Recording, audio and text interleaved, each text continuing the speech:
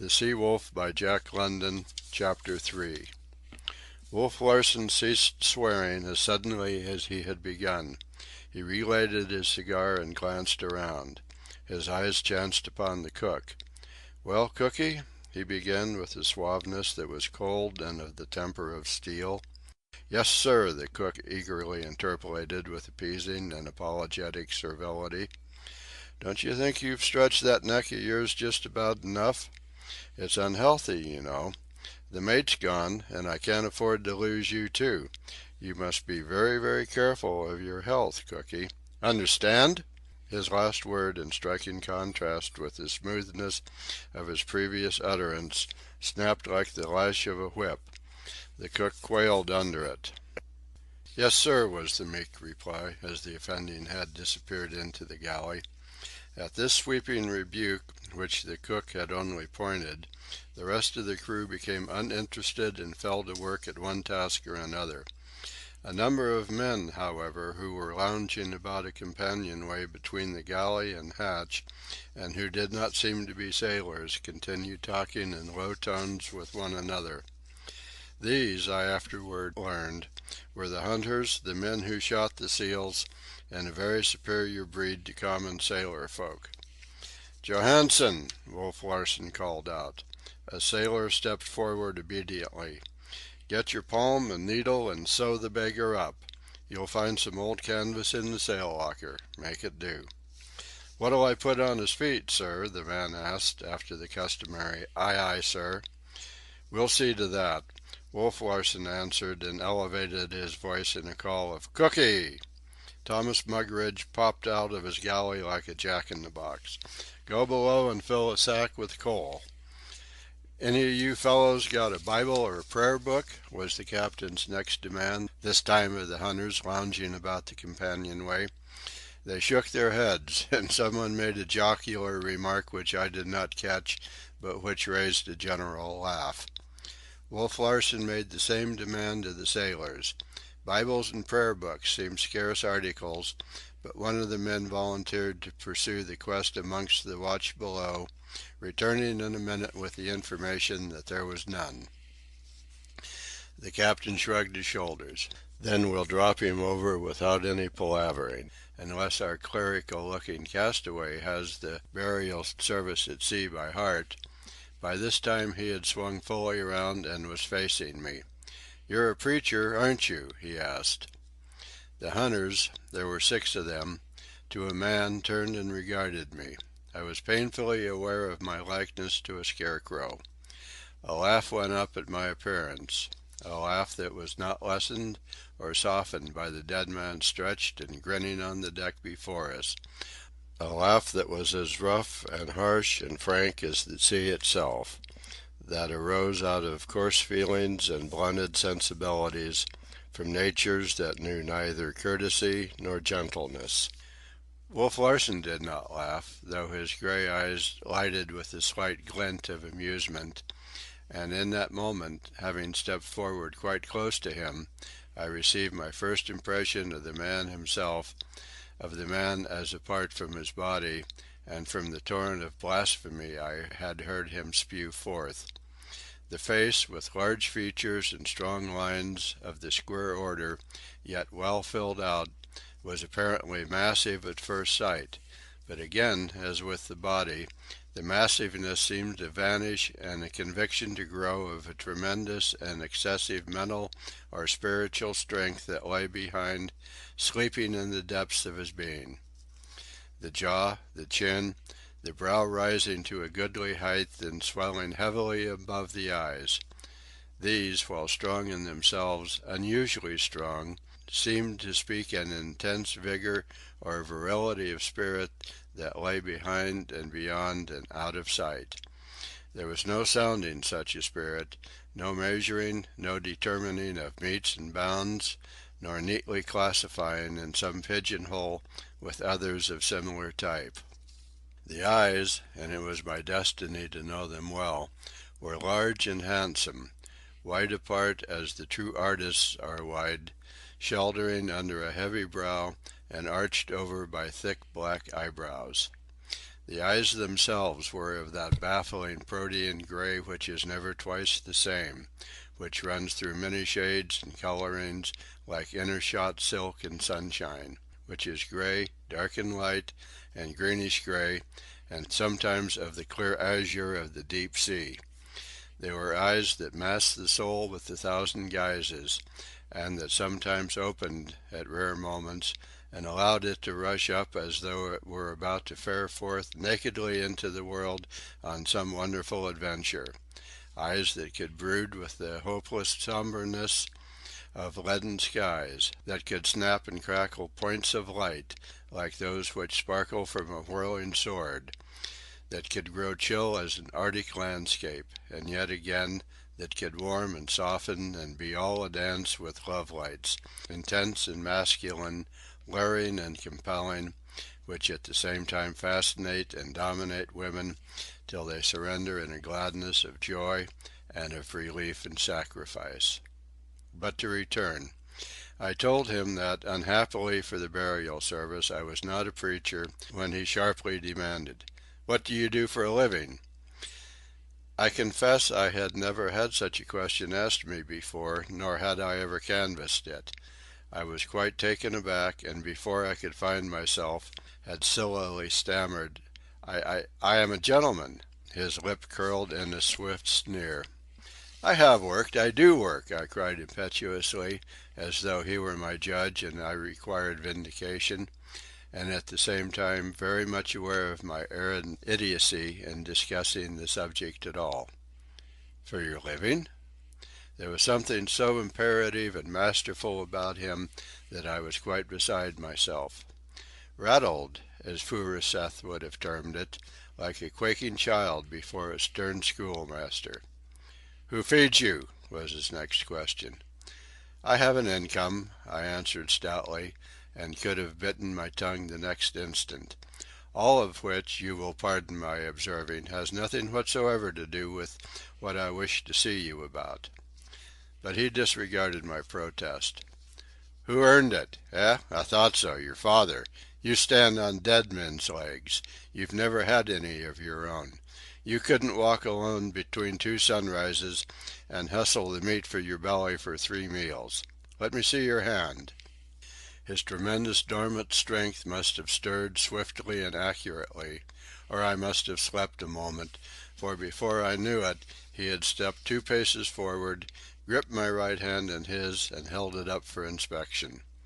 I tried to withdraw it, but his fingers tightened, without visible effort, till I thought mine would be crushed. It is hard to maintain one's dignity under such circumstances. I could not squirm or struggle like a schoolboy, nor could I attack such a creature who had but to twist my arm to break it. Nothing remained but to stand still and accept the indignity.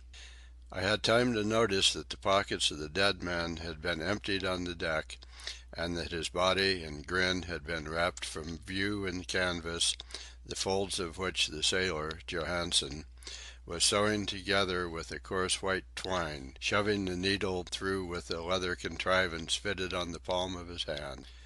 Wolf Larsen dropped my hand with a flirt of disdain. Dead men's hands have kept it soft, good for little else than dishwashing and scullion work. "I wish to be put ashore," I said firmly, for now I had myself in control. "I shall pay you whatever you judge your delay and trouble to be worth." He looked at me curiously. Mockery shone in his eyes.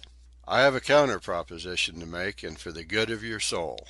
My mate's gone, and there'll be a lot of promotion.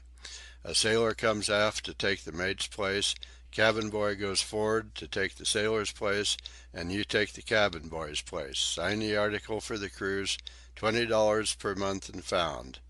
Now what do you say? And mind you, it's for your own soul's sake. It will be the making of you. You might learn in time to stand on your own legs and perhaps to toddle along a bit." But I took no notice. The sails of the vessel I had seen off to the southwest had grown larger and plainer. They were of the same schooner rig as the Ghost, though the hull itself, I could see, was smaller. She was a pretty sight, leaping and flying toward us, and evidently bound to pass at close range.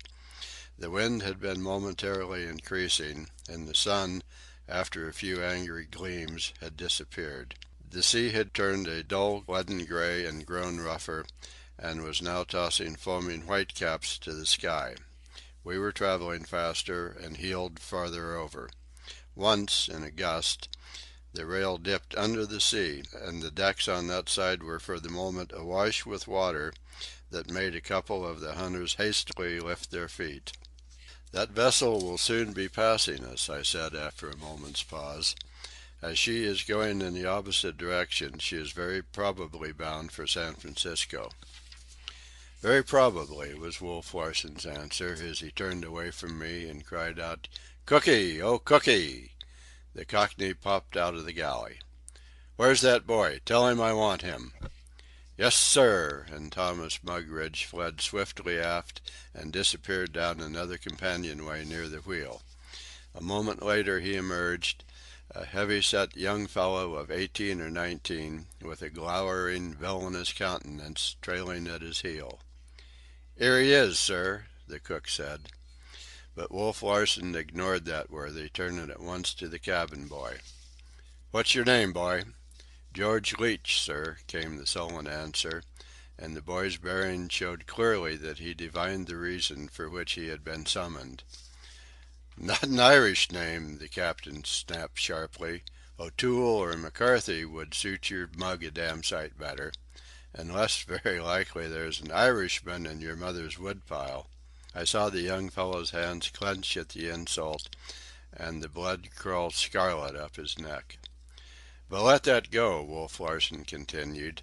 "You may have very good reasons for forgetting your name, and I'll like you none the less for it as long as you toe the mark. Telegraph Hill, of course, is your point of entry. It sticks out all over your mug. Tough as they make 'em and twice as nasty. I know the kind. Well, you can make up your mind to have it taken out of you on this craft. Understand? Who shipped you, anyway?" "McCready and Swanson." "Sir!" Wolf Larsen thundered. "McCready and Swanson, sir," the boy corrected, his eyes burning with a bitter light. "Who got the advance money?" "They did, sir." "I thought as much, and damned glad you were to let them have it. Couldn't make yourself scarce too quick, with several gentlemen you may have heard of looking for you." The boy metamorphosed into a savage on the instant. His body bunched together as though for a spring, and his face became as an infuriated beast's as he snarled, "It's a—" "A what?" Wolf Larsen asked, a particular softness in his voice, as though he were overwhelmingly curious to hear the unspoken word. The boy hesitated, then mastered his temper. "Nothin', sir. I take it back." "And you have shown me I was right." This with a gratified smile. "How old are you?" "Just turned 16, sir. A lie. You'll never see 18 again. Big for your age at that, and with muscles like a horse. Pack up your kit and go for'ard into the forecastle. You're a boat puller now. You're promoted, see?" Without waiting for the boy's acceptance, the captain turned to the sailor who had just finished the gruesome task of sewing up the corpse. "Johansen, do you know anything about navigation?" "No, sir." "Well, never mind, you're mate just the same. Get your traps aft into the mate's berth." "Aye, aye, sir," was the cheery response as Johansen started forward. In the meantime the erstwhile cabin boy had not moved. "What are you waiting for?" Wolf Larsen demanded. "I didn't sign for boat puller, sir," was the reply. "I signed for cabin boy, and I don't want no boat pullin' in mine. Pack up and go for'ard." This time Wolf Larsen's command was thrillingly imperative. The boy glowered sullenly, but refused to move. Then came another stirring of Wolf Larsen's tremendous strength. It was utterly unexpected, and it was over and done with between the ticks of 2 seconds. He had sprung fully 6 feet across the deck and driven his fist into the other's stomach. At the same moment, as though I had been struck myself, I felt a sickening shock in the pit of my stomach. I instanced this to show the sensitivity of my nervous organization at the time, and how unused I was to spectacles of brutality. The cabin boy, and he weighed 165 at the very least, crumpled up, his body wrapped limply about the fist like a wet rag about a stick. He lifted into the air, described a short curve, and struck the deck alongside the corpse with his head and shoulders, where he lay and writhed about in agony. "Well?" Larsen asked of me. "Have you made up your mind?" I had glanced occasionally at the approaching schooner, and it was now almost abreast of us, and not more than a couple of 100 yards away. It was a very trim and neat little craft. I could see a large black number on one of its sails, and I had seen pictures of pilot boats. "What vessel is that?" I asked. "The pilot boat Lady Mine," Wolf Larsen answered grimly. "Got rid of her pilots and running into San Francisco. She'll be there in 5 or 6 hours with this wind." "Will you please signal it, then, that I may be put ashore?" "Sorry, but I've lost the signal book overboard," he remarked, and the group of hunters grinned. I debated a moment, looking him square in the eyes. I had seen the frightful treatment of the cabin boy, and knew that I should very probably receive the same, if not worse. As I say, I debated with myself, and then I did what I consider the bravest act of my life. I ran to the side, waving my arms and shouting, "Lady Mine, ahoy! Take me ashore! $1,000 if you take me ashore!" I waited, watching two men who stood by the wheel, one of them steering. The other was lifting a megaphone to his lips. I did not turn my head, though I expected every moment a killing blow from the human brute behind me. At last, after what seemed centuries, unable longer to stand the strain, I looked around. He had not moved. He was standing in the same position, swaying easily to the roll of the ship and lighting a fresh cigar. "What is the matter? Anything wrong?" This cry was from the Lady Mine. "Yes!" I shouted at the top of my lungs. "Life or death! $1,000 if you take me ashore." "Too much 'Frisco tanglefoot for the health of my crew," Wolf Larsen shouted after. "This one," indicating me with his thumb, "fancies sea serpents and monkeys just now." The man on the Lady Mine laughed back through the megaphone. The pilot boat plunged past. "Give him hell for me!" came a final cry, and the two men waved their arms in farewell. I leaned despairingly over the rail, watching the trim little schooner swiftly increasing the bleak sweep of ocean between us. And she would probably be in San Francisco in 5 or 6 hours. My head seemed bursting. There was an ache in my throat as though my heart were up in it. A curling wave struck the side and splashed salt spray on my lips. The wind puffed strongly, and the Ghost heeled far over, burying her lee rail. I could hear the water rushing down upon the deck. When I turned around, a moment later, I saw the cabin boy staggering to his feet. His face was ghastly white, twitching with suppressed pain. He looked very sick. "Well, Leach, are you going for'ard?" Wolf Larsen asked. "Yes, sir," came the answer of a spirit cowed. "And you?" I was asked. "I'll give you 1,000," I began, but was interrupted. "Stow that! Are you going to take up your duties as cabin boy, or do I have to take you in hand?" What was I to do? To be brutally beaten, to be killed perhaps, would not help my case. I looked steadily into the cruel grey eyes. They might have been granite for all the light and warmth of a human soul they contained. One may see the soul stir in some men's eyes, but his were bleak and cold and grey as the sea itself. "Well?" "Yes," I said. "Say yes, sir." "Yes, sir," I corrected. "What is your name?" "Van Weyden, sir." "First name?" "Humphrey, sir. Humphrey Van Weyden." "Age?"